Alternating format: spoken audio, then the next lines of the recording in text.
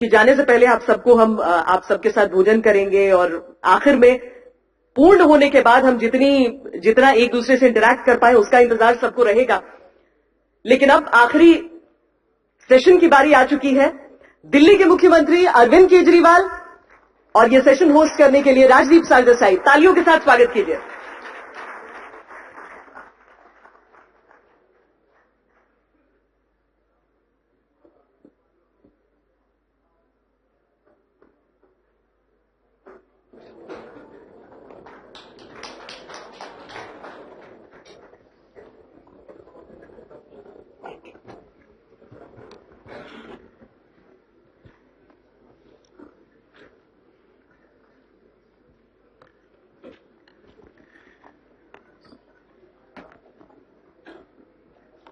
उन्नीस 1970 के दशक में सलीम जावेद ने एक किरदार जनता के सामने रखा था,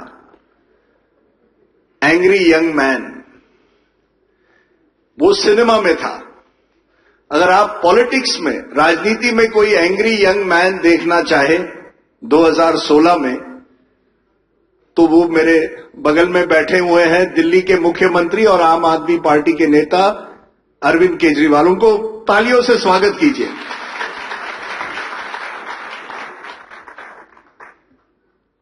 अरविंद, शुरू करते हैं उसी एंग्री यंग मैन से। क्या वजह है कि डीमोनेटाइजेशन और नरेंद्र मोदी का नाम सुनते ही अरविंद केजरीवाल को गुस्सा आता है? क्या वजह है? मुझे गुस्सा नहीं आता, पूरा देश गुस्से में है। और मैं आपको एक उदाहरण देता हूं। अभी मैं पंजाब गया था। अमृतसर के पास एक गांव है। उस गांव में एक किसान रहता है। उस किसान के घर गया। उस किसान ने पूरी जिंदगी थोड़ा थोड़ा पैसा इकट्ठा करके बैंक में 5 लाख रुपए जमा किए थे। बेटी की शादी होने वाली थी अभी। इतने में नोटबंदी का ऐलान हो गया। वो बैंक गया पैसे निकलवाने के लिए। बैंक मैनेजर ने पहले दिन मना कर दिया। दूसरे दिन फिर गया तो उसको 2000 रुपए दिए। तीसरे दिन अपनी बेटी को भी साथ लेके गया। दोनों बाप और बेटी बैंक मैनेजर के सामने बहुत गिड़गिड़ाए, बहुत उसके पैर पकड़े। बैंक मैनेजर ने कहा कि मेरे पास टोटली 3 लाख रुपए आए हैं, मैं आपको कैसे दे दूं। वापस आके घर आके उस किसान ने खुदकुशी कर ली। मैं ये जानना चाहता हूं कि उस किसान ने कौन सा काला धन कमाया था। उसके 5 लाख रुपए पूरी जिंदगी की उसकी सेविंग्स थी। 84 लोग या तो आत्महत्या, उनकी मौत हो चुकी है नोटबंदी की वजह से, या तो आत्महत्या कर चुके हैं, हार्ट अटैक हो चुके हैं, किस्म किस्म के। कौन जिम्मेदार है इसका? और जो 4 कारण बताए गए थे जब प्रधानमंत्री जी ने 8 नवंबर को नोटबंदी का ऐलान किया था, इससे भ्रष्टाचार दूर होगा, इससे काला धन दूर होगा, इससे आतंक के पैसे में कमी आएगी, नकली नोट बंद होंगे। आज वो चारों ही गलत साबित हो गए। भ्रष्टाचार भी कम नहीं हुआ। पहले 1000 के नोट में होता था, अब और ज्यादा सहूलियत हो गई। अब तो 2-2 हजार के नोट में पहले एक आदमी को 1 लाख की रिश्वत देने के लिए 100 नोट ले जाने पड़ते थे, 85 नोट ले जाने पड़ते हैं। काला धन भी कम नहीं हुआ। उल्टे मुझे लगता है पिछले 20-25 दिन में जितनी कालाबाजारी देश के अंदर बढ़ी है उसका कोई हिसाब ही नहीं है। हर चीज की कालाबाजारी, डॉलर की कालाबाजारी हो रही है, सोने की कालाबाजारी हो रही है, 2000 के नोटों की कालाबाजारी हो रही है। इतनी कालाबाजारी हो गई है। काला धन भी कम नहीं हुआ। कह रहे थे आतंक का पैसा कम होगा, आतंकवादियों के पास भी 2000 का नोट ऑलरेडी पहले ही पहुंच गया। आपके पास, आपकी जेब में 2000 का नोट नहीं होगा, आतंकवादियों के पास ऑलरेडी पहुंच गया, पकड़े जा रहे हैं वो। कह रहे थे नकली नोट बंद होंगे। अब जितनी रेड जितनी सामने आ रही है, सबसे ज्यादा नकली नोट बीजेपी वालों के यहां मिल रहे हैं। नकली नोट खूब आ गए हैं मार्केट में। आरबीआई के पास उतनी मशीनें नहीं है जितनी नकली नोट छापने वालों के पास मशीनें हैं। नकली नोटों की खूब भरमार। तो वो जो चारों कारण थे, वो चारों कारण तो है ही नहीं। तो इसका मतलब ये पूरी की पूरी नोटबंदी ये कालाबाजारी और भ्रष्टाचार खत्म करने के लिए नहीं की गई थी। अगर वो करनी होती, भ्रष्टाचार खत्म करना होता, तो 2-4 बड़े बड़े पॉलिटिशियंस को पकड़ के जेल में डालना चाहिए था ना, जिनके पास एक्चुअली काला धन है। 2-4 बड़े बड़े लोगों को, रॉबर्ट वाड्रा कितना प्रधानमंत्री जी ने चुनाव के पहले बोला था, उसको क्यों नहीं पकड़ा अभी तक? 648 लोगों की स्विस बैंक की लिस्ट 2011 में कांग्रेस के टाइम में आई थी। 648 लोगों की लिस्ट है, उसमें देश के सारे हुज हुए हैं। पहले कांग्रेस ने उसके ऊपर एक्शन नहीं लिया, अब मोदी जी उसके ऊपर एक्शन नहीं ले रहे। उन 648 लोगों के बैंक अकाउंट नंबर वगैरह सब कुछ है प्रधानमंत्री जी के पास, उनके पास फाइल है। उनके ऊपर एक्शन लें, उनके ऊपर एक्शन नहीं लेते। तो आपको ऐसा लगता है कि काला धन और भ्रष्टाचार के ऊपर एक्शन नहीं लेना था, मकसद कुछ और था, नीयत कुछ और थी। वो क्या थी? वो अब धीरे धीरे लोग पूछने लगे हैं कि इस पूरी की पूरी नोटबंदी का मकसद क्या था। वो समझना बहुत जरूरी है। जो सामने डेटा सामने आ रहा है कि 8 लाख करोड़ रुपए के बैंकों के अंदर स्ट्रेस्ड एसेट्स थे। बड़ी बड़ी कंपनियों ने, इस देश के अरबपतियों ने, इस देश के अमीरों ने बैंकों से लोन लिया, उनमें से 8 लाख करोड़ रुपए का लोन वो डकार गए। सीएजी की एक स्पीच है 3 महीने पहले, जिसमें उन्होंने कहा कि इसमें से 50% विदेशों में चला गया है और 50% फ्रॉड करके लिया गया है, ये वापस नहीं आने वाला। तो अब आपको लाइनों में लगा लगा के जो कहा जा रहा है, इन्होंने फिर बैठ के ये पूरा षड्यंत्र रचा। सबसे पहला काम तो इन्होंने किया कि बीजेपी ने अपना पैसा सारा ठिकाने लगा दिया, सारी जमीनें खरीद ली पूरे देश के अंदर। फिर अपने दोस्तों को बता दिया भाई 8 तारीख को होने वाला है, अपना अपना पैसा ठिकाने लगा दो। उन्होंने भी अपना पैसा ठिकाने लगा लिया और फिर 8 तारीख को नोटबंदी का ऐलान कर दिया। अब सारी जनता लाइनों में खड़ी है और जो लाइनों में जनता खड़ी है वो पैसे जमा करा रहे हैं। अब बता रहे हैं 12 लाख करोड़ तो आ गए, इसमें से 8 लाख करोड़ अब ये जो लोन खराब हुआ है, non performing assets, stressed assets, इनको माफ करने के लिए जाएगा। तो ये तो धोखा हो गया बहुत ज्यादा लोगों के साथ। और विजय माल्या, उनका तो आपने नाम सुना ही है।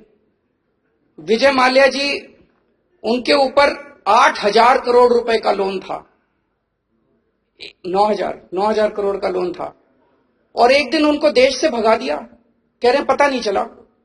एयरपोर्ट पे इमिग्रेशन होता है, सिक्योरिटी होती है, वो देश से भाग गए, पता नहीं चला। ऐसा कैसे हो सकता है? अब कह रहे हैं उनको लाने की कोशिश कर रहे हैं वापस, लंदन से बातचीत चल रही है, उनको लाने की कोशिश कर रहे हैं। लाने की अगर एक्चुअली कोशिश कर रहे हैं, पिछले हफ्ते विजय माल्या के 1200 करोड़ रुपए और माफ कर दिए, तो फिर ये कैसे लाने की कोशिश कर रहे हैं? एक मिनट, कैसे लाने की कोशिश कर रहे हैं? तो अब प्रश्न ये उठता है कि विजय माल्या का 1200 करोड़ रुपए माफ किया, कुछ तो क्विड प्रो को होगा, कुछ ना कुछ तो ऐसे ही थोड़ी कर देता आजकल कोई माफ।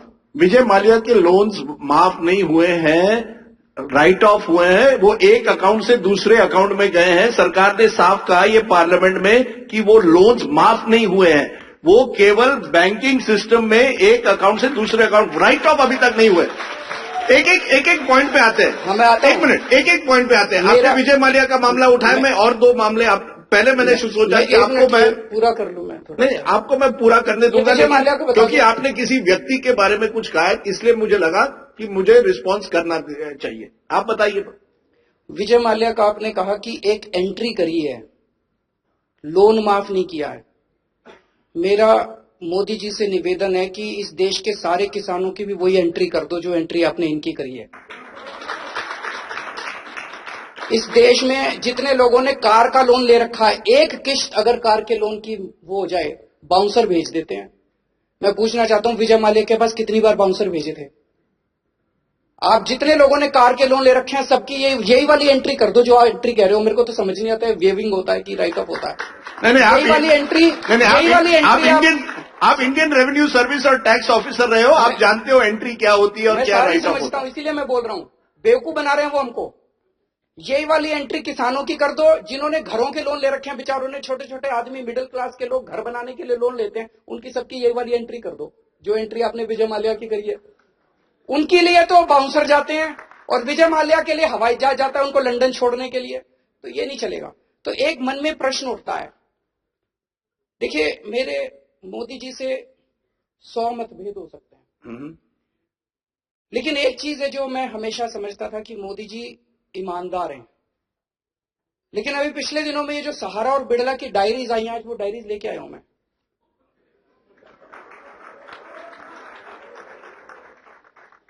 ये जो डायरीज आई हैं, इन्होंने एक मन में शक पैदा कर दिया है कि मोदी जी क्या वाकई ईमानदार हैं। बिड़ला के यहां रेड हुई 15 अक्टूबर 2013 को। उस रेड के अंदर कुछ कागज मिले, कुछ लैपटॉप मिले, कुछ मिले। उसके बेसिस पे इनकम टैक्स डिपार्टमेंट ने एक रिपोर्ट बनाई।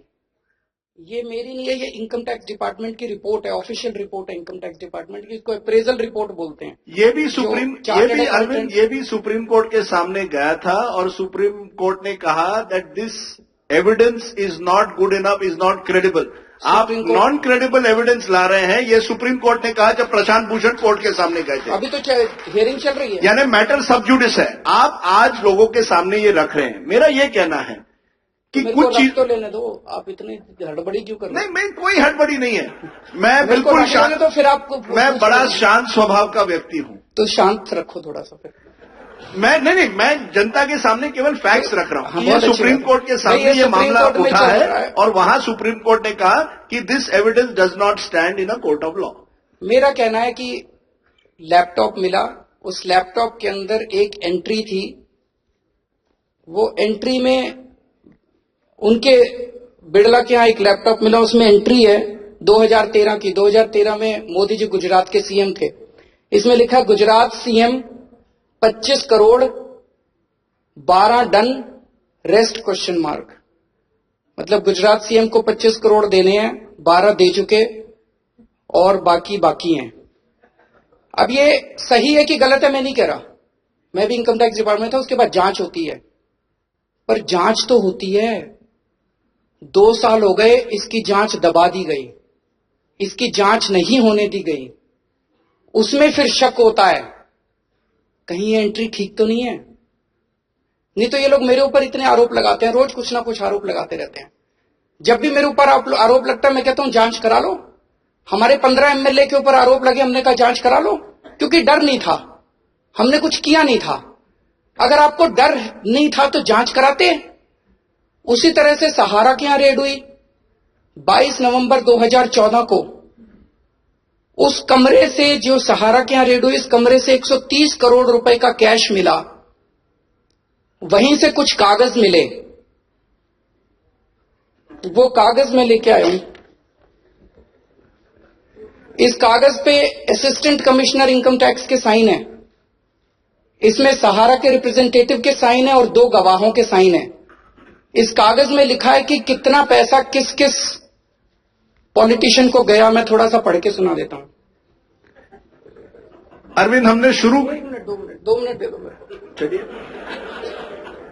वो उनको मजा आएगा। नहीं, मजा नहीं आ रहा है। मैं कह रहा हूं कि इसमें लिखा है, आप प्रमाण पत्र से जाइए। मैं उसके बाद मैं कह रहा हूं कि जांच होनी चाहिए। मैं ये नहीं कह, 1 मिनट सुन तो लो, 2 मिनट दे दो। इसमें लिखा है 30 अक्टूबर 2013 2.5 करोड़ रुपए cash given at Ahmedabad to Modi ji through Jaiswal ji. 12 November 2013 5 crore 10 lakh रुपए cash given at Ahmedabad to Modi ji through Jaiswal ji. 27 November 2000, ऐसे लग रहा है जैसे रोज ही पैसे आ रहे हैं। इसमें 7 एंट्रीज हैं मोदी जी के नाम की और 40 करोड़ 10 लाख रुपए की एंट्रीज हैं। फिर से मेरा क्वेश्चन है, ये ठीक है कि गलत है मुझे नहीं पता। नहीं, ये इंपॉर्टेंट है ना। ठीक है, आपने किसी को बदनाम कर दिया, खुलेआम जनता के सामने कैरेक्टर असैसिनेट कर दिया, और अब आप कह रहे हैं कि ठीक है या गलत है, ये बाद में पता चलेगा। ये नहीं चलेगा ना। अगर मैं ये बात, आपकी बात एक मानता हूं, अगर आप कहें जांच होनी चाहिए, मैं भी वही उसी पे। लेकिन सवाल ये है जब आप किसी का नाम लेते हैं, जब सुप्रीम कोर्ट के सामने मैटर सब जुडिस था और सुप्रीम कोर्ट ने साफ कहा था उस समय कि ये मामले में कोई दम नहीं है, उसके बाद अगर आप उठाते, इसका मतलब है आप एक तरह से किसी पर आप सस्पिशन डाल रहे हैं ताकि आप अपनी राजनीति कर रहे हैं। कोर्ट में राजनीति नहीं चलती, कोर्ट में चाहिए एविडेंस। आप जनता को इस तरह से एक you can fool the people but you may not be able to necessary fool the courts. आप मानते हैं कि supreme court is the apex court, जो सुप्रीम कोर्ट कहेगा वो सही है। जब आप जांच कहते हैं तो सुप्रीम कोर्ट को डिसाइड करने दीजिए। अदरवाइज आप जनता के सामने जाकर ये कह रहे हैं, ये गलत है। अब मैं बोलूं? बोलो। एक्चुअली इंटरव्यू तो मेरा है, वो बोल रहे हैं ज्यादा। तो ये रेड हुई 22 नवंबर 2014 को, उसके बाद भी 2 साल हो गए। जो हवाला केस आया था उसमें जजमेंट था कि अगर इनकम टैक्स डिपार्टमेंट को इस तरह से कोई डायरी मिलती है तो उनको तुरंत उसको सीबीआई में भेजना चाहिए जांच करने के लिए। 2 साल हो गए, इसकी जांच नहीं हुई। और इसकी जांच को रोकने के लिए जितने षड्यंत्र किए गए, ऑफिसर्स की ट्रांसफर की गई, नए ऑफिसर्स, वो सारा मेरे पास चिट्ठा आया। कमिश्नर बदले गए। जो इस केस को देख रहे हैं कमिश्नर, वो जेटली जी को डायरेक्टली रिपोर्ट करते हैं, बीच में चीफ कमिश्नर को, चेयरमैन को रिपोर्ट नहीं करते। जो इसको असेसिंग ऑफिसर देख रहे हैं, सेटलमेंट कमीशन के अंदर अब ये केस गया हुआ है। जो बोर्ड था सेटलमेंट कमीशन का, 3 मेंबर बोर्ड, उसमें 1 मेंबर इनकन्वीनियंट था, उसको ट्रांसफर करके चेन्नई भेज दिया। अभी क्यों? आप जांच क्यों नहीं होने देते? इससे शक पैदा होता है कि कहीं ये सही तो नहीं है। और अगर ये सही है तो कहीं विजय माल्या को भी क्विड प्रो करके इसीलिए तो भगाया नहीं गया था। ये 8 लाख करोड़ लोन जो माफ किए जा रहे हैं, ये भी, इसमें भी क्या क्विड प्रो को इन्वॉल्व है? ये सारे क्वेश्चंस, बिकॉज आज जनता को बेवकूफ बनाया जा रहा है। इसका जो इम्पैक्ट है इकोनॉमी के ऊपर पूरी नोटबंदी का, इसको आप समझ ही नहीं पा रहे हैं। सरकार कहती है Arvind ji, short term pain for long term gain. यानी अगर कुछ महीनों के लिए, वित्त मंत्री कहते हैं 2 क्वार्टर के लिए थोड़ी इकोनॉमिक स्लो डाउन हो सकती है, थोड़ा बहुत लोगों को परेशानी, दर्द हो सकता है, लेकिन आखिर में हम कैशलेस इकोनॉमी की तरफ जा रहे हैं। देश बदल रहा है, उनका कहना है, और हमें बदलते देश के साथ बैंकिंग सिस्टम को भी बदलना पड़ेगा, लोगों को अपने माइंडसेट्स बदलने पड़ेंगे। आप मानते हैं? सर, सारी इंडस्ट्री बंद होती जा रही है, सारे मार्केट बंद हो रहे हैं, मंडी के अंदर सब्जी नहीं आ रही है, जितने ट्रक आया करते थे, सारे कारीगर बेरोजगार होते जा रहे हैं, बहुत बड़ी बड़ी इंडस्ट्री क्लोजर के कगार के ऊपर है, इकोनॉमी का बुरी तरह से स्लो डाउन हो चुका है। सारे दुनिया के बड़े बड़े इकोनॉमिस्ट कह रहे हैं कि ये बहुत गलत हो रहा है। तो आप कह रहे हो कि जैसे प्रधानमंत्री जी ने कहा, वैसे ही आप भी अब कह रहे हो मुझे 50 दिन दे दो। एक बूढ़ी अम्मा मिली मेरे को, वो कहती है कि हर मंगलवार को हनुमान जी की पूजा किया करो, सब ठीक हो जाएगा। आप कह रहे हो मोदी जी की एक फोटो लगा लो, 50 दिन दे दो और अपने आप सब ठीक हो जाएगा। मैं सोचने वाला, सब लोग सोचने वाले प्राणी, हम समझना चाहते हैं कि आज 30 दिन हो गए, इन 30 दिनों में कितना काला धन आया, पता तो चले। भाई कह रहे थे काला धन आएगा, काला धन आएगा, 30 दिन में 1 नए पैसे का काला धन नहीं आया, तो 50 दिन में कैसे आ जाएगा? कह रहे हैं 12 लाख करोड़ तो आ गया ऑलरेडी, 14 लाख करोड़ आना है, ये तो 14 से ज्यादा ही आ जाएगा। तो फिर कहां से काला धन आ रहा है? आप ये बताओ कि ये इकोनॉमी कैसे सुधरेगी? इकोनॉमी गर्त में चली जाएगी। पिछले 1 महीने के अंदर देश 20 साल पीछे चला गया है।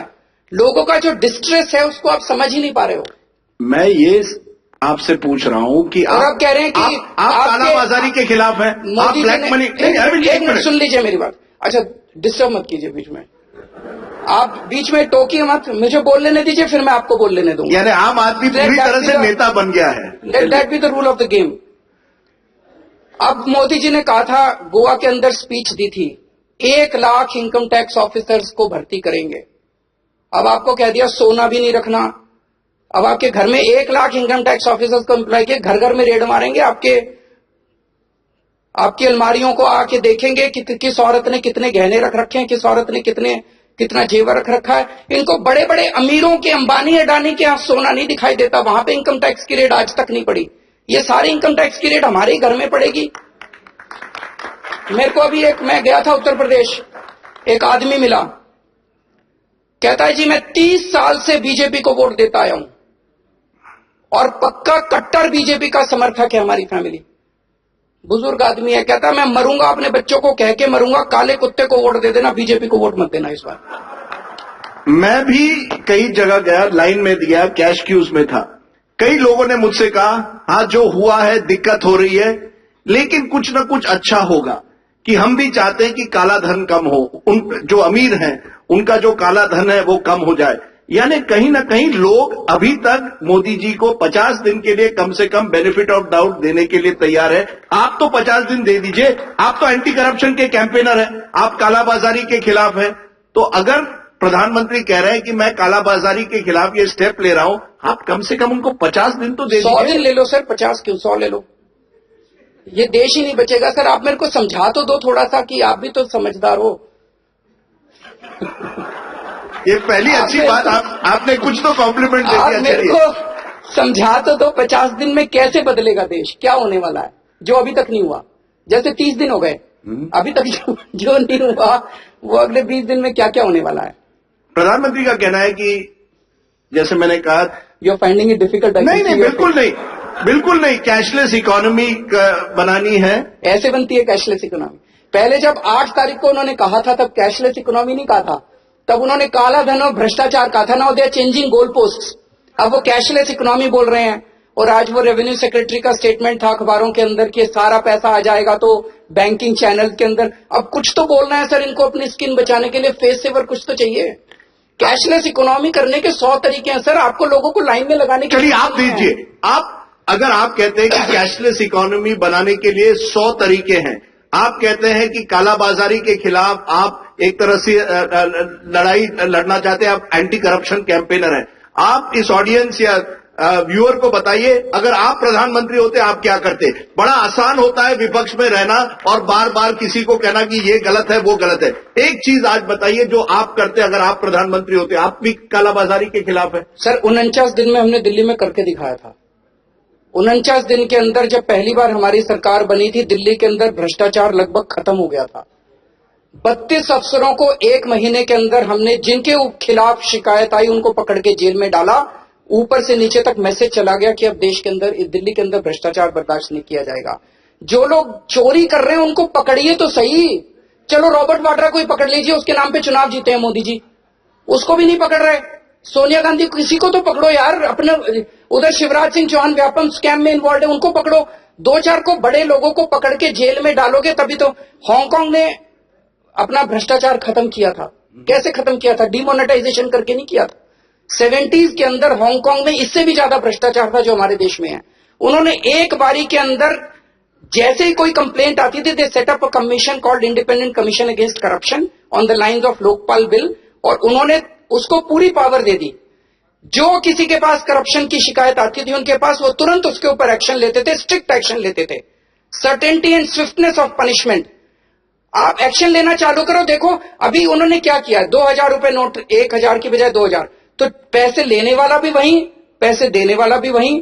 पहले 1000 रुपए के अंदर ट्रांजैक्शन होती थी, अब 2-2 हजार के अंदर ट्रांजैक्शन। केजरीवाल जी, जब आप चुनाव लड़ रहे थे, आपने कहा था शीला दीक्षित के खिलाफ आप कमीशन बनाएंगे, उनका भ्रष्टाचार लोगों के सामने लाएंगे, उनको जेल भेजेंगे।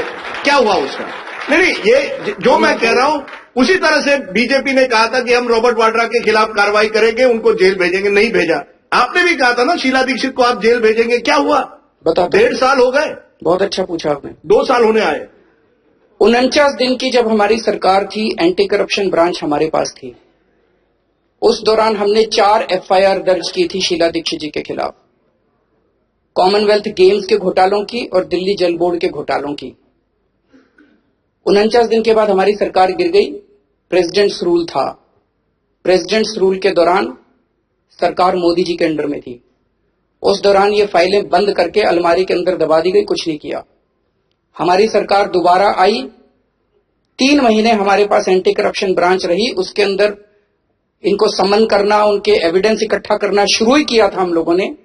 और 8 जून पिछले साल 2015 को मोदी जी ने पैरामिलिट्री फोर्सेस भेज के हमारी एंटी करप्शन ब्रांच के ऊपर कब्जा कर लिया।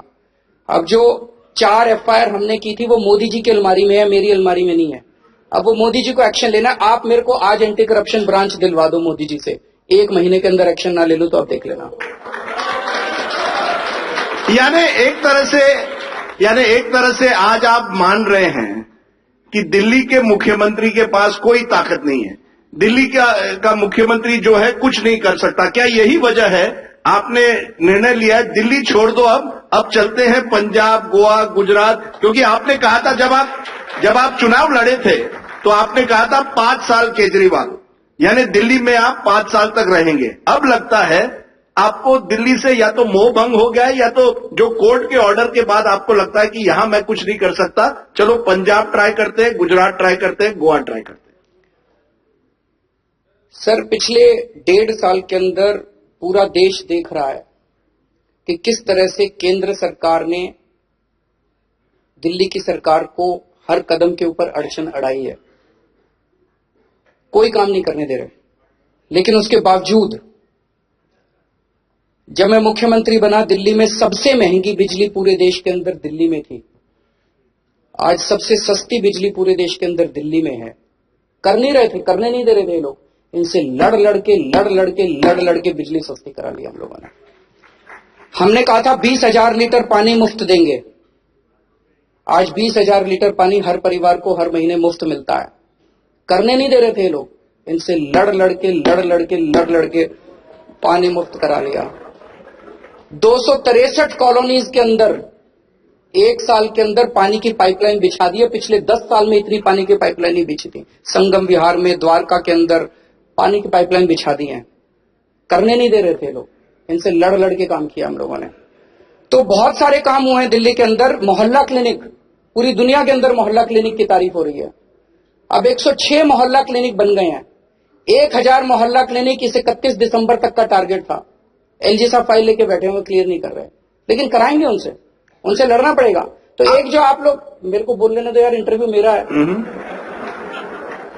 किसी दिन मैं आपका इंटरव्यू करूंगा, फिर मैं आपको जब इंटरव्यू करूंगा ना, आपको पता चलेगा कि क्या दिक्कत होती है। उस दिन आपको पत्रकार बनना पड़ेगा और मुझे नेता, तब तक आप बोलिए। तो इन 1000 मोहल्ला क्लिनिक बनने थे, इन्होंने बनने नहीं दिए। 31 दिसंबर तक बनने थे।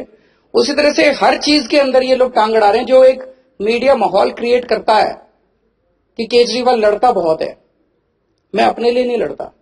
जितने भी काम है जनता के लिए लड़ते हैं हम लोग। जनता के बिजली के बिल कम कराने के लिए लड़ते हैं, जनता के पानी के बिल कम कराने के लिए लड़ते हैं, जनता की पानी की पाइपलाइन बिछाने के लिए लड़ते हैं। दिल्ली के अंदर सरकारी स्कूलों के अंदर शिक्षा का स्तर इतना अच्छा हो गया, पूरी दुनिया के अंदर उसकी तारीफ हो रही है।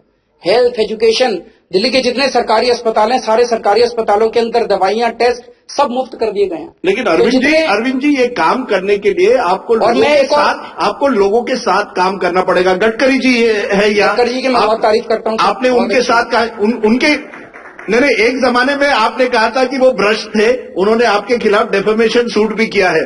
तो जमाना बहुत जल्दी बदलता है। आज आप कह रहे हैं उनकी तारीफ कर रहे हैं, लेकिन मेरा आपसे ये कहना है, आपको लोगों के साथ काम करना पड़ेगा। आज आपने ट्वीट किया है एलजी लेफ्टिनेंट गवर्नर के बारे में कि नजीब जंग जो है वो कॉम्प्रोमाइज कर रहे हैं क्योंकि वो बनना चाहते हैं वाइस प्रेसिडेंट, लेकिन नरेंद्र मोदी जी कभी भी मुसलमान को वाइस प्रेसिडेंट नहीं करेंगे। अगर आप इस तरह का ट्वीट करेंगे तो किस तरह से आप नजीब जंग के साथ काम करवाएं? भारत में लोगों से काम करवाना पड़ता है केजरीवाल जी। वो भी एक राजनीति में एक क्वालिटी होती है। गडकरी जी से वो आपने थोड़ा बहुत सीखना चाहिए। वो लोगों से काम करवाते हैं, वो कैसे करवाते हैं ये आपको बताएंगे, लेकिन करवाना पड़ता है। मैं एक दिन आपके पास आऊंगा सीखने के लिए। दूसरी चीज है, अगर मैं जो आज दिल्ली की सरकार है वो सारे इस्टेब्लिश्ड वेस्टेड इंटरेस्ट्स को चैलेंज कर रही है। 15 साल पिछले 10 साल में 15 साल तक कांग्रेस की सरकार थी। 10 साल में दिल्ली के अंदर बिजली के दाम हर साल बढ़ते थे। पिछले 2 साल में नहीं बढ़ने दिया हम लोगों ने। अगर मैं भी बिजली कंपनियों के साथ मिल जाता, थोड़े पैसे मैं लेता, थोड़े ऊपर पहुंचा देता, कोई दिक्कत नहीं थी। तो आप जो कह रहे हो कि मैं भी कॉम्प्रोमाइज कर लूं, कॉम्प्रोमाइज नहीं करने वाला मैं, बिल्कुल नहीं करेंगे। आप ये बताओ कि हम क्या करें। मैं मोदी जी के पास गया था पिछले साल अगस्त के महीने में, मिला मोदी जी से। मैंने मोदी जी को कहा, सर आप मेरे से बहुत नाराज रहते हो। हाथ जोड़ के मैंने बोला, मैंने कहा आप बहुत नाराज रहते हो मेरे से। मैं आपके बेटे की उम्र का हूं। अगर मैंने कोई गलत काम किया, कुछ गलत कर रहा हूं, आप मुझे बताइए, हम बदलेंगे, हम अपना वर्क स्टाइल बदलेंगे। लेकिन आप कहते हो स्किल इंडिया। मैंने कहा मैं दिल्ली के अंदर स्किल इंडिया आपका करके दिखाऊंगा। मैं आपसे पैसे मांगने नहीं आया, आपसे जमीन मांगने नहीं आया, मैं आपको करके दिखाऊंगा। और बाहर जनता को जाके कहूंगा मोदी जी की वजह से हुआ। मैंने, आप कहते हो स्वच्छ इंडिया, मैंने कहा दिल्ली को 2 साल दे दीजिए, दिल्ली को किसी भी यूरोपियन कंट्री से कंपेयर कर लेना, साफ करके दिखा देंगे हम दिल्ली को। अरे पर हुआ नहीं है ना। सुन तो लो यार।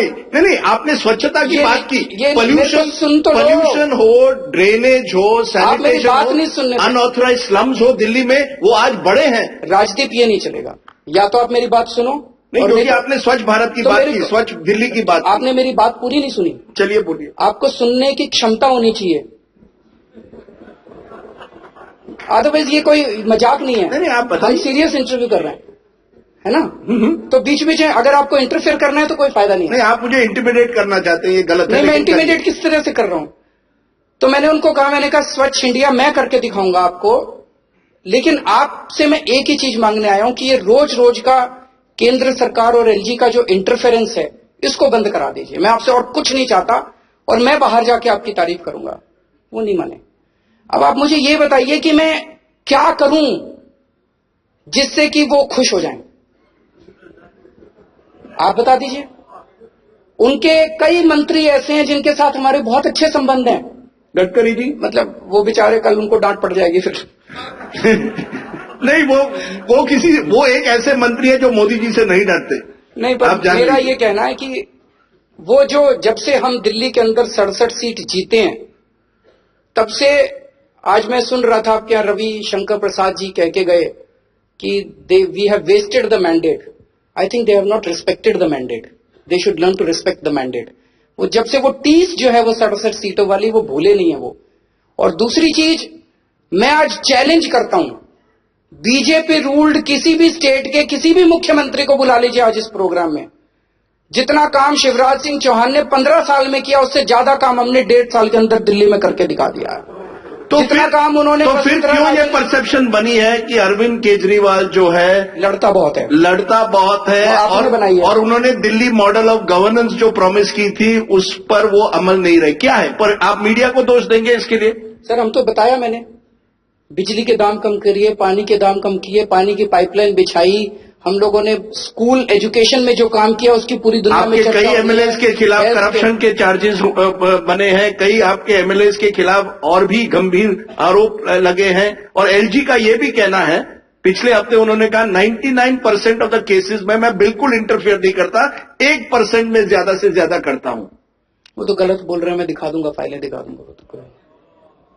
वो आपके खिलाफ भी फाइलें दिखाना चाहते हैं? हाँ, दिखा, देख लो, बुला लो, देख लो, सारी फाइलें देख लो। उन्होंने कहा आपने कई अनऑथराइज अपॉइंटमेंट्स करवाए हैं। हमने सारी चोरी करी है, हमने भ्रष्टाचार करा है, हमने सारी फाइलों में इर्रेगुलर का। एलजी को किसने अधिकार दिया उसकी चेकिंग करने? एलजी प्रिंसिपल है क्या? हेडमास्टर है क्या? जनता को अधिकार है, जनता कल उठा के हमें फेंक सकती है। एलजी को किसने अधिकार दे दिया कि वो हमारी फाइलें होमवर्क ठीक करके लाया क्या मुख्यमंत्री? अब एलजी बैठ के देखेगा क्या हमारी फाइलें? मैं हमें ये बताऊं, एक मिनट, मैं आपको ये दिल्ली से ले चलता हूं, पंजाब, गोवा, गुजरात। क्या अरविंद केजरीवाल दिल्ली से उब गए हैं एलजी की वजह से, की वजह से? आदमी पार्टी को मुझे अब पंजाब में जिताना है और मुख्यमंत्री वहां का बनना है। क्या ये सही है कि आप अब पंजाब के मुख्यमंत्री बनना चाहते हैं? ये आपका अगला लक्ष्य है? सच बताइए आज। सर, पंजाब के लोग तय करेंगे, पंजाब के लोग तय करेंगे अगली कौन सी सरकार बनेगी और कौन मुख्यमंत्री बनेगा। हम जनतंत्र के अंदर रहते हैं, जनतंत्र में जनता मालिक होती है, जनता तय करती है। यानी मैं हेडलाइन कर सकता हूं, Arvind Kejriwal is open to becoming chief minister of Punjab. Sir, आपकी हेडलाइन करने से आपको कौन रोक सकता है? हम कुछ बोले या ना बोले, हेडलाइन तो आप ऐसे भी चला सकते हैं। नहीं, आप साफ क्यों नहीं कहते कि भगवंत मान हमारे मुख्यमंत्री के कैंडिडेट रहेंगे? आपको क्यों बोले हम? नहीं, जब बोलना होगा जनता से बात करेंगे ना। नहीं, वही मैं कह रहा हूं, पंजाब की जनता जानना चाहती है कि आम आदमी पार्टी अगर चुनाव जीतती है पंजाब में तो कौन बनेगा उनका मुख्यमंत्री? पंजाब की जनता तय करेगी। इस टाइम पंजाब की जनता नहीं जानना चाहती। पंजाब की जनता में जब हम जा रहे हैं, हम तो रोज घूम रहे हैं जनता के अंदर, जनता ये जानना चाहती है नशा कैसे दूर होएगा, जनता ये जानना चाहती है भ्रष्टाचार कैसे दूर होएगा, जनता ये जानना चाहती है किसानों के लोन कैसे माफ होंगे, जनता ये जानना चाह रही है जो इंडस्ट्री पंजाब से उठ के बाहर चली गई वो वापस कैसे आएगी, उनको जॉब्स कैसे मिलेंगे। जनता उसका ब्लूप्रिंट मांग रही है और वो ब्लूप्रिंट हम दे रहे हैं जनता को। पर आप अपने आप को अब एक नेशनल लीडर की तरह देख रहे हैं। आप दिल्ली के मुख्यमंत्री बनने से आपको संतुष्ट नहीं, आप कुछ और चाहते हैं। आप चाहते हैं कि 2019 का चुनाव केजरीवाल बनाम मोदी बने? ये तो आप कह रहे हैं, मैंने तो नहीं, मैं पूछ रहा हूं ना, बिल्कुल नहीं। नहीं, आप प्रमुख विपक्ष लीडर, आज आप डिमोनेटाइजेशन पर बनारस गए थे, कुछ दिन पहले मेरठ गए, फिर आप गए थे मथुरा। आपका तो यूपी में कोई चुनाव तो आप लड़ने नहीं जा रहे। क्यों जा रहे हैं? क्योंकि आज आप बनारस गए, क्योंकि आप मोदी जी को टारगेट कर रहे हैं। कहीं ना कहीं अरविंद केजरीवाल, क्या ये सही है कि आप चाहते हैं कि आज की राजनीति में आप नेशनल लीडर बने या नहीं? उत्तर प्रदेश के अंदर मैं गया, राजनीति करने तो नहीं गया। उत्तर प्रदेश में तो चुनाव ही नहीं लड़, राजनीति करने हो तो पंजाब जाता, गोवा जाता। ऐसे टाइम में जब 1 महीने बाद ही चुनाव है, कौन आदमी अपना टाइम खराब करेगा? उत्तर प्रदेश गया था जनता को जागरूक करने के लिए। डिमोनेटाइजेशन 8 लाख करोड़ रुपए का घोटाला है ये बताने के लिए, ताकि जनता खड़ी हो। पूरे देश में जाऊंगा, पूरे देश में जाके बाकी कोई मुख्यमंत्री नहीं जा रहा? पूछो उनसे क्यों नहीं जा रहे, जाना चाहिए। मोदी जी ने डरा रखा है सबको, क्योंकि बाकी मुख्यमंत्री अपने स्टेट पर फोकस कर रहे हैं। मोदी जी ने डरा रखा है, सबकी सीबीआई की फाइलें खुली हुई है, मोदी जी के पास सबकी सीबीआई की फाइलें हैं, किसी की हिम्मत नहीं हो रही बोलने की। कई मिलते हैं, कहते हैं अरविंद जी बड़ा अच्छा काम कर रहे हो, लगे रहो। मेरे ऊपर भी मोदी जी ने सीबीआई की रेड कराई थी, 4 मफलर मिले सीबीआई की रेड में, खर्चा भी नहीं निकला। सीबीआई वाले बता रहे थे खर्चा भी नहीं निकला उनके सीबीआई की रेड का, मेरे घर सीबीआई की रेड। बस 4 ही मफलर हैं? 4 ही मफलर हैं। मैं इसलिए पूछ रहा हूं आपसे कि अब वो एक दिन मेरे को पता चला, अमित शाह जी कह रहे थे कि केजरीवाल इसलिए इसका विरोध कर रहा है क्योंकि केजरीवाल का काला धन है, वो काला धन अब बेकार हो गया।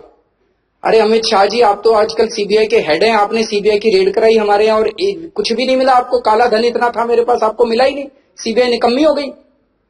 आपने इनकम टैक्स के अंदर, इनकम टैक्स डिपार्टमेंट ने हमारी सारे डोनर्स की, हमारे सारे, जब से हमारी पार्टी बनी है तब से लेकर आज तक की सारी असेसमेंट खोल दी है, सारी स्क्रूटनी चल रही है, इन्वेस्टिगेशन डिपार्टमेंट की भी और एग्जामिशन डिपार्टमेंट की भी।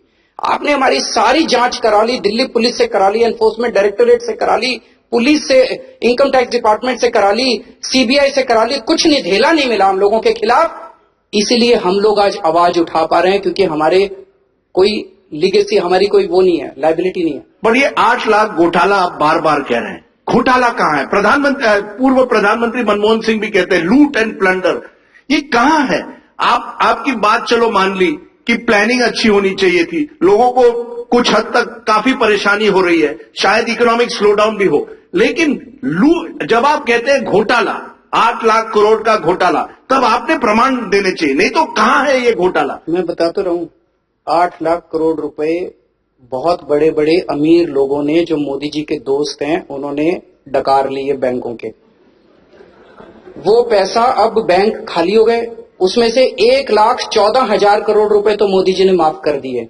सुप्रीम कोर्ट में एफिडेविट दिया है सेंट्रल गवर्नमेंट ने, 1,14,000 करोड़ रुपए माफ कर दिए, बाकी अभी माफ करने थे। दे आर डिनाइंग, वो डिनाई कर रहे हैं, वो कह रहे हैं एंट्री है।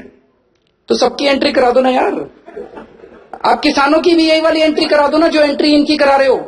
तो 1,14,000 करोड़ रुपए तो इन्होंने माफ कर दिए मोदी जी ने 2 साल के अंदर, बैंकों का दिवाला निकल गया।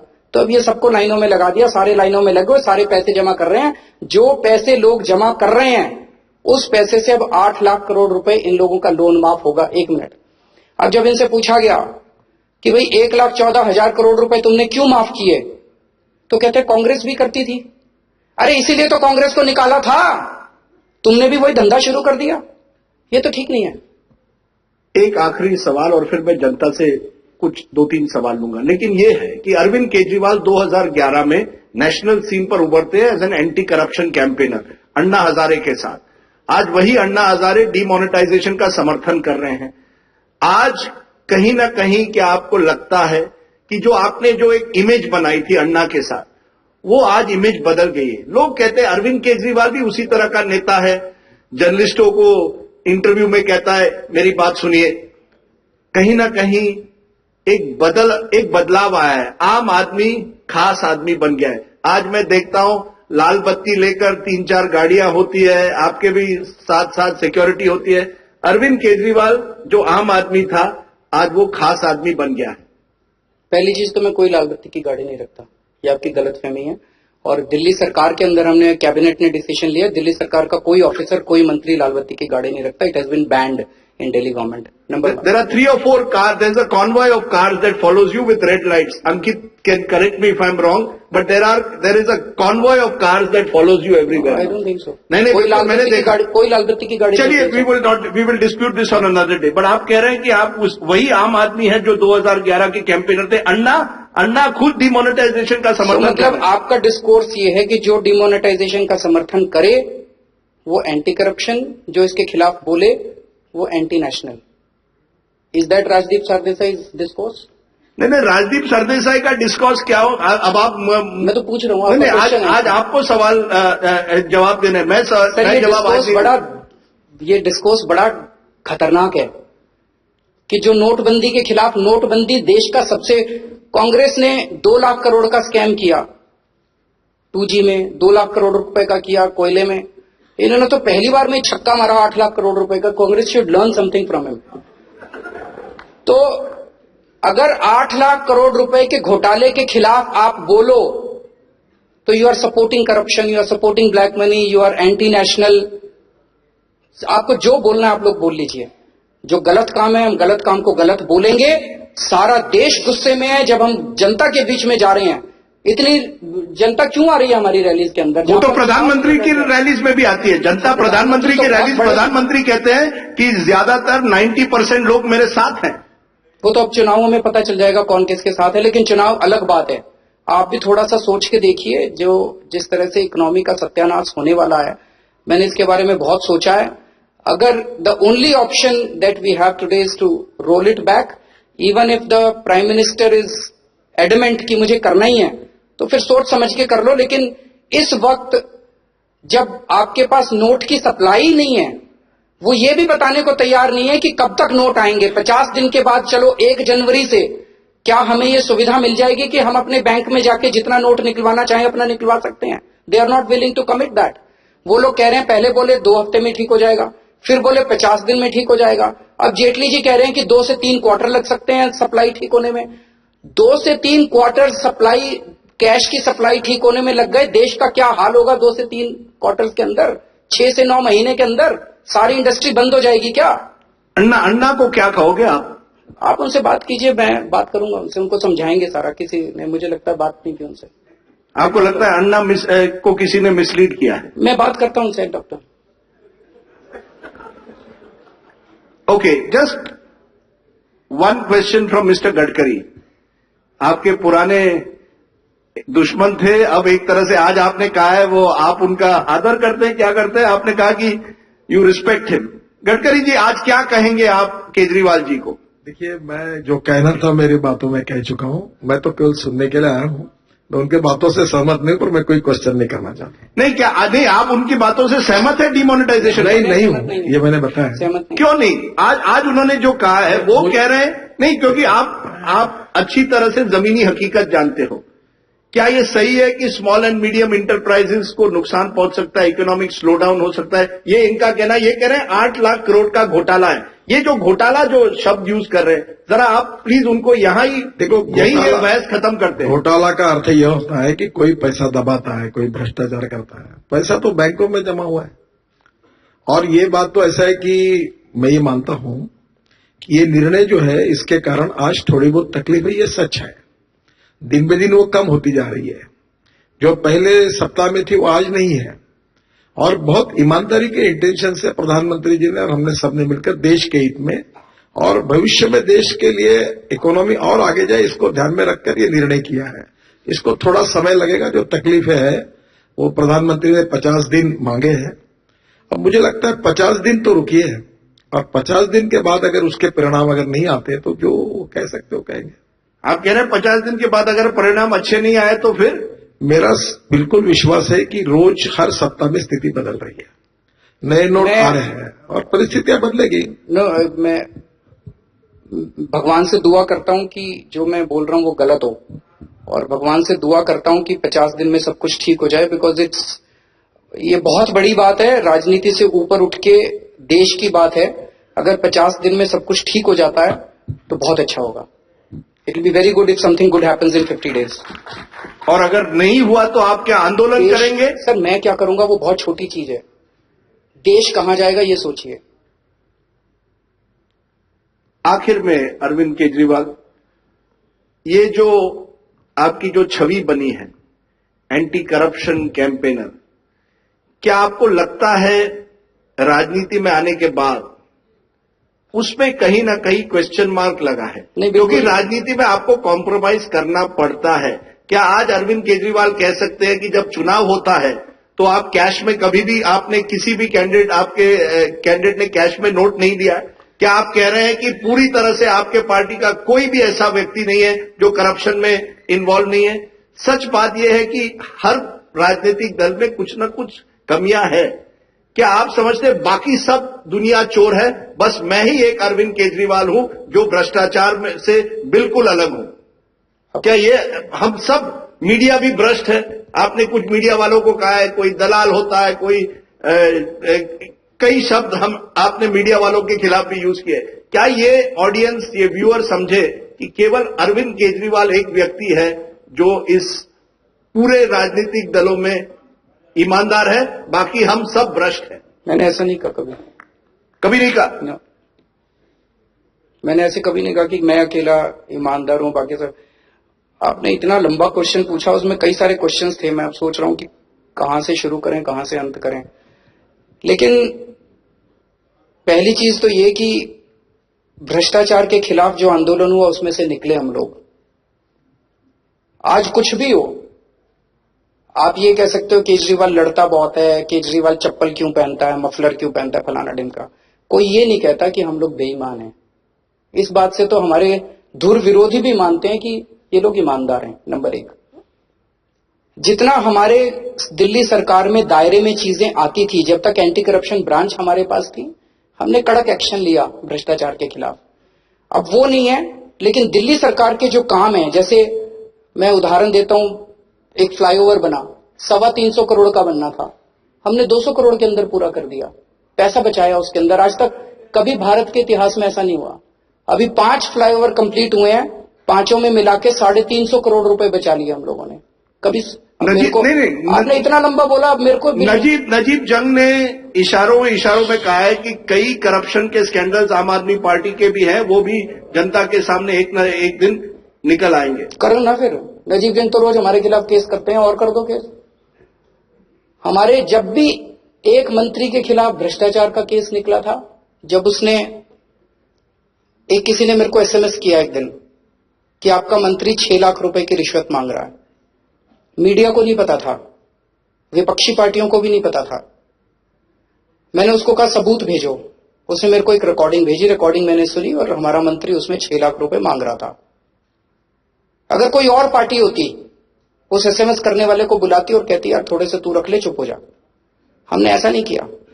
तुरंत 1 घंटे के अंदर प्रेस कॉन्फ्रेंस बुलाई, उस मंत्री को कैबिनेट से बर्खास्त किया, सीबीआई को सौंपा, जेल भेजा उसको। कुछ भी हो जाए सर, भ्रष्टाचार के साथ समझौता नहीं करेंगे। वो इट विल बी लाइक अपनी आत्मा के साथ समझौता करना। Thank you so much, thank you. Ladies and gentleman, please give a big hand Arvind Kejriwal, Aam Aadmi Party और दिल्ली के मुख्यमंत्री।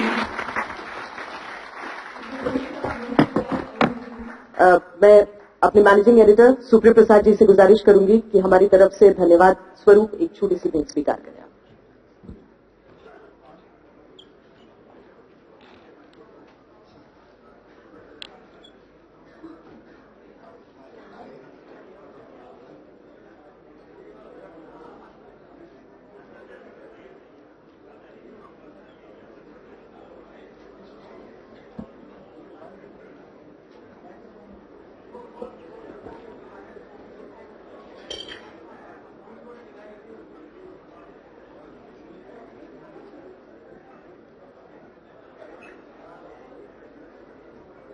बहुत बहुत धन्यवाद आप सबका भी। प्लीज डिनर जरूर करें जाने से पहले। 2 दिन के